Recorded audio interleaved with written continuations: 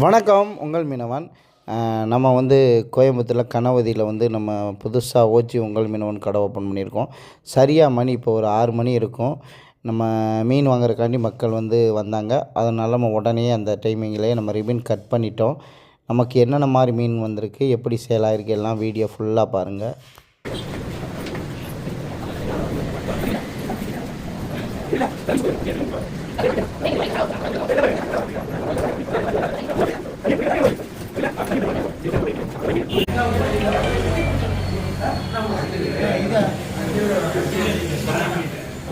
அதான் கனவு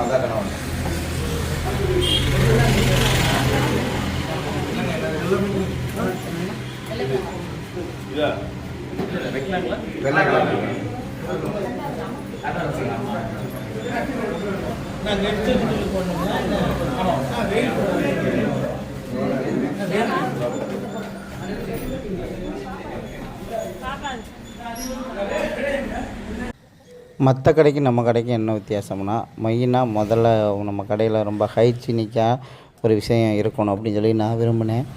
மெயினாக மீன்கள்னாலே ஈயமைக்க தண்ணி தெளித்து அப்படியே காய வச்சு அப்படி விற்பாங்க. அந்த மாடலை மாற்றணும் அப்படின்னு சொல்லி முதல்ல நம்ம என்ன பண்ணுவோம்னா, டெம்பரேச்சரை மெயின்டைன் பண்ணுவோம். கடல்லேருந்து பிடிக்கும்போது மீன் என்ன டெம்பரேச்சர் என்ன இதில் இருக்கோ மக்கள்கிட்ட சேர்கிற வரைக்கும் அதே குவாலிட்டியில் இருக்கணும் அப்படின்னு சொல்கிறத மெயின்டைன் முதல்ல நான் முடிவு பண்ணணும். அதுக்கு நம்ம என்ன பண்ணலாம் அப்படின்னா, கடலில் பிடித்த 24 மணி நேரத்தில் எங்கே மீன் பிடி இருக்கோ அங்கே மட்டும் மீன் பர்ச்சேஸ் பண்ணணும் அப்படின்னு. அது எங்கே சாத்தியமாகும்னா, நம்ம ராமேஸ்வரத்தில் மட்டும்தான். ராமேஸ்வரம் டு தூத்துக்குடி வர இப்போ நம்ம மூக்கையூரும் ராமேஸ்வரமும் நமக்கு தூத்துக்குடி 2க்கு சென்ட்ரலில் உள்ளதான் மூக்கையூர். அதனால் இந்த 2 இடத்துலையுமே நமக்கு மீன் பர்ச்சேஸ் பண்ணுறதுக்கு ரொம்ப எளிதில் இருக்கும். காரணம் என்னன்னு கேட்டால், இந்த ஏரியாவுக்குள்ளே ஏன் 24 மணி நேரம் பிடிக்காங்க, மற்ற இடத்துல பிடிக்க மாட்டாங்களா அப்படின்னு கேட்டிங்கன்னா, இங்கே மட்டும்தான் டோக்கன் சிஸ்டம். எப்படின்னா 24 மணி நேரத்தில் கடலுக்குள்ளே மீன் பிடிச்சிட்டு கரையை வந்துடணும். ஏன்னா இலங்கை பக்கத்தில் இருக்கிறனால இந்த மாதிரி ரூல்ஸ் இங்கே அதிகமாக வச்சுருக்குறாங்க. இப்போ அதில் நம்ம பர்ச்சேஸ் பண்ணும்போது மீன் ரொம்ப ரொம்ப ஃப்ரெஷ்ஷாக இருக்கும். தங்குகடல் மீன் ஒன்று கூட வர வாய்ப்பு இல்லை. அதனால் நம்ம அதை பண்ணணும்.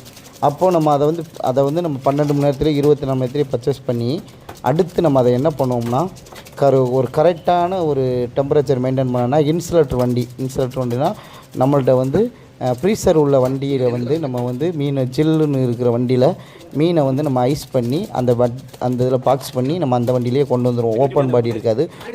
பப்புவால் கட்டப்பட்ட இன்சுலேட்டர் வண்டின்னு சொல்லுவாங்க அந்த வண்டியிலேயே நம்ம மீனை கொண்டு நம்ம மீன் கடையில் டெலிவரி பண்ணுறோம். டெலிவரி பண்ணுறதோட அப்போது நம்ம வெளியே வச்சோம்னா அந்த மீனுடைய தன்மை குறைஞ்சிக்கிட்டே போகும். ஐஸ் இல்லாமல் அந்த கரெக்டான அந்த உடம்புல கூழ் பட்டுக்கிட்டு இருந்தால் அது கரெக்டான டெம்பரேச்சரில் இருக்கும். அதே சும்மா வெளியே வச்சோம்னாலோ காய வச்சாலோ அது ஒவ்வொரு மணி நேரத்துக்கும் 20% கெட்டு போய்கிட்டே இருக்கும். அதனால நம்ம அந்த கான்செப்ட் இல்லாமல் நம்ம சில்லுன்னு எப்போதுமே கூலாகவே இருக்கிற மாதிரி ஒரு 2 கண்ணாடி பெட்டி, அதை ஃப்ரீசர் பெட்டி, அந்த பெட்டியில் நம்ம மீனை டிஸ்ப்ளே பண்ணுவோம். நீங்கள் நம்ம கடைக்கு பார்த்தாலே தெரியும். அதுக்குள்ளே வச்சுருவோம். அப்போது அதில் ஒரு கரெக்டான டெம்பரேச்சரை மெயின்டைன் பண்ணி உங்கள்கிட்ட சேரும்போது மீன் அவ்வளோ ஃப்ரெஷ்ஷாக அவ்வளோ குவாலிட்டியாக இருக்கும். ரொம்ப சுவையாக இருக்கும். நீங்கள் பிடித்த 24 மணி நேரத்தில் உள்ள மீனை நீங்கள் ஃப்ரெஷ்ஷாகவே சாப்பிட்றலாம். அதனால நாங்கள் இந்த மாதிரி மெயின்டைன் பண்ணி கொடுப்போம். இதை நாங்கள் தினமுமே உங்களுக்கு இந்த மாதிரி நாங்கள் கொடுக்குறதுனால நம்ம நமக்கான அந்த செலவு இருக்குது பார்த்திங்களா, அந்த டெம்பரேச்சர் மெயின்டைன் பண்ணுறது, இந்த செலவு எல்லாமே வரும்போது கண்டிப்பாக மார்க்கெட் மீனை விட நம்ம மீன் ஒரு 50 ரூபா கூடத்தான் இருக்கும். ஏன்னா நம்ம மார்க்கெட் மீன்னா தங்குவிடல் மீன் வரும், பல நாள் மீன் வரும். திங்கக்கிழமை பர்ச்சேஸ் பண்ணி வாரம் வீக்கெண்டு ஃபுல்லாக வச்சு சனி ஞாயிறு சேல் பண்ணுவாங்க. கொண்டு மார்க்கெட்டில் வைப்பாங்க. அப்படி வச்சு அந்த மீனை மொத்த சேலாக பண்ணுவாங்க. அப்படின்னு சொல்லும்போது ஒரு மீன் குறைஞ்ச வச்சு ஒவ்வொரு வாரங்கள் ஆகிற மாதிரி இருக்கும். இப்படி இருக்கிறனால நம்ம மீன் நம்ம ஃப்ரெஷ்ஷாகவே அதை மெயின்டைன் பண்ணி கொடுக்குறதுனால கண்டிப்பாக அந்த குவாலிட்டிக்குன்னு ஒரு விலை இருக்கும் பார்த்திங்களா. நீங்களே ஒரு பொருள் கடையில் போய் வாங்குறீங்கன்னா தரமாக இருக்கிற ஒரு பொருளுக்கு ஒரு காசு கொடுப்போம். அந்த தரம் கம்மியாக இருக்கிறதுக்கு ஒரு வகை காசு கொடுப்போம். இதுதான் நம்ம கடையிலையும் நடக்கிறது. நிறையா பேர் இது புரியாமல் வாய்க்கு நீங்கள் மார்க்கெட்டு மீனோட கம்பேரிசன் பண்ணுறீங்க. மார்க்கெட்டில் இவ்வளோ ரூபாய்க்கு கொடுக்குறாங்க, நீங்கள் ஏன் இவ்வளோ ரூபாய்க்கு கொடுக்குறீங்கன்னு.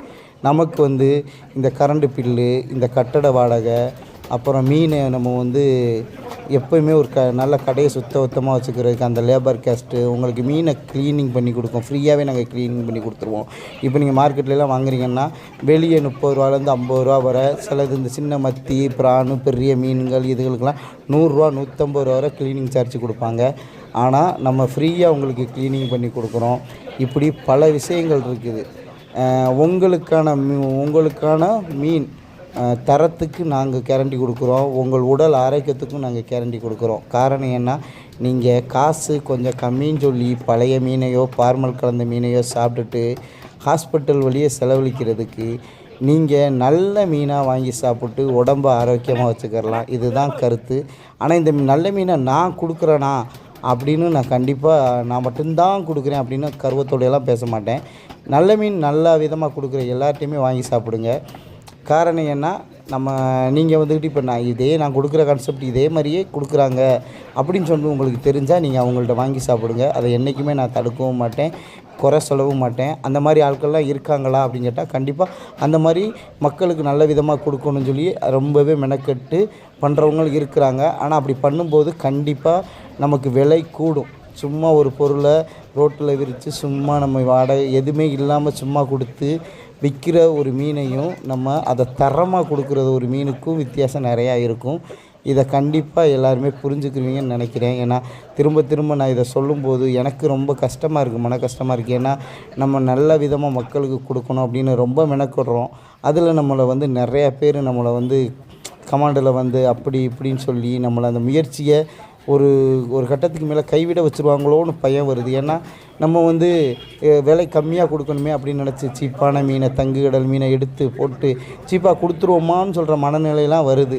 நம்ம தரமாக கொடுத்தாலும் அதே பேச்சு தான் வருது. தரம் இல்லாமல் கொடுத்தாலும் எல்லாம் ஒன்று தானே, நமக்கு அவங்களுக்கு விலை கம்மியாக இருந்தால் போதுமே அப்படின்னு சொல்லி அந்த மாதிரி நான் என் மைண்டில் யோசித்து நமக்கு நல்லா தங்கு கடல் மீனை ரொம்ப சீப்பான ரேட்டுக்கு வாங்கி நம்ம கடையில் சீப்பான விலைக்கு கொடுத்துடலாம் அப்படின்னு யோசிப்பேன்.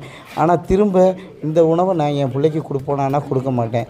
இதை ஏன் நம்ம பிள்ளைக்கு கொடுக்க மாட்டோம், ஆனால் நம்ம ஏன் கடையில் கொடுக்கணும்?